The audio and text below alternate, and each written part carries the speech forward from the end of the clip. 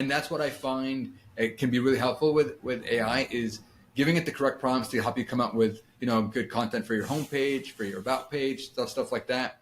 There are other tools also that have been very helpful with creating like the actual design itself. So Okay. if you're looking to do a DIY, you want to do it yourself, you know, basically there's a tool out there called Framer that's very quite beginning, becoming more popular that people can check out, in which you just give it a prompt and basically it spits out, a whole website for you. There's definitely going to be, it will need some changes and it'll need some modifications. And then also like, if you're a DIY or business owner, it's like, are you really going to find the time or have the time to keep on making the Right. changes and do all the stuff? So that's the problem with going that route, but there are tools out there to help you with the design aspect as well. Yeah, I love it. And I think that's exactly right. I think one of the things when people say that AI doesn't work, I think part of it is that they haven't put in the time to learn the prompts. So it's like being a good interviewer. You got to ask the right questions to get things out, right? But I also think that they're thinking that AI is just going to do all their work for them.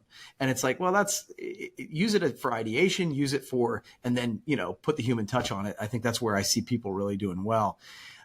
So, one of the ideas is you build a website and you build it and they will come. So let's talk landing pages for a second.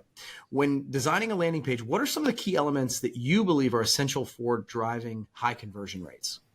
Yeah, absolutely. I know you have a really good marketing background too, Kirby. So I'm sure you've seen this also in your career. But probably the single most important thing is what you put at the very top above the fold. We call it the hero. Some people call it by different names, but we just call it the hero element above the fold. It's the very first thing that people see. And the most important part is your headline. And the thing is that over here, like people really make huge mistakes, because if people come to your website and they don't understand what you do within 5 seconds, you bet they're leaving. And the thing is that that's so sad, because you're leaving money on the table because people are leaving without even finding out what your product or service does. So that's the very most important thing. Yeah. So we suggest in that area that you create a headline, that basically the headline could be something that has the benefit. Hey, what's the benefit of your product or service that you do? And then followed by like a small little paragraph that does, hey, we do X for Y. Very simple. That way people exactly know, hey, we sell health services for people looking to, be healthy in the health and fitness industry, whatever it is, or we sell supplements, whatever it is. So that way people understand, then they can scroll. And the whole point is to get them to scroll to the next section. So I think that is the single most important thing.